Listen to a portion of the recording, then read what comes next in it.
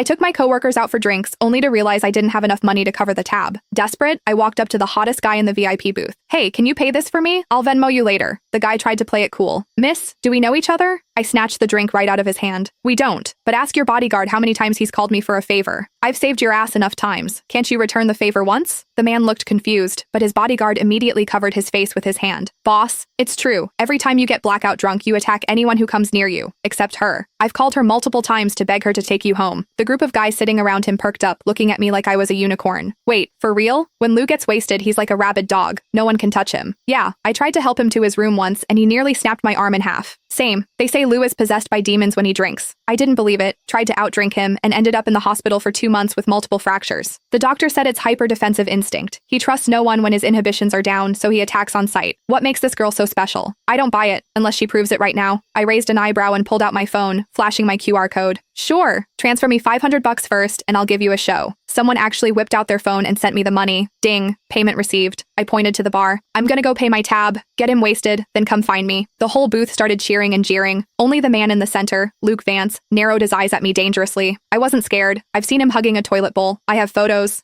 Look at him now. Sitting there like a king in his VIP booth, all elegant and refined. A total fraud. I'd already seen him at his worst. I paid the bill and sent my coworkers home. Then I walked back to the booth. Hey, I took the 500. I had to deliver the show. Luke's friends were trying their hardest to pour drinks down his throat, but Luke wasn't having it. He grabbed my wrist, dragged me out of the club, and shoved me into his Maybach. Slam. The door shut so hard the car shook, like a shaken soda bottle finally popping its cap. I rubbed my nose. Hey, it's not my fault you only trust me when you're drunk. It's annoying for me too, you know? It all started 6 months ago. I was leaving work late when I saw a guy sprawled out in the middle of the street using a city bike as a blanket. It was hilarious. Being terminally online, I had to take a video. But when I got closer, damn, what a face. Too bad he was wasted, reeking of alcohol. He was muttering about being thirsty. I took out my water bottle and poured him a cup. He was surprisingly obedient, gulping it down. I tried to wake him up. Hey, you can't sleep on the street. Where's your phone? I'll call your friends. He ignored me, snoozing away on the asphalt. I had no choice but to pat him down. Found his legs were incredibly long, like model long. I found his phone, unlocked it with Face ID, easy when they're asleep, and FaceTime D the first contact on his list. I pointed the camera at his face. Hello? This phone's owner is sleeping on the street. If you're his friend, come get him. The guy on the other end didn't even ask for a location. He just screamed, back away from him.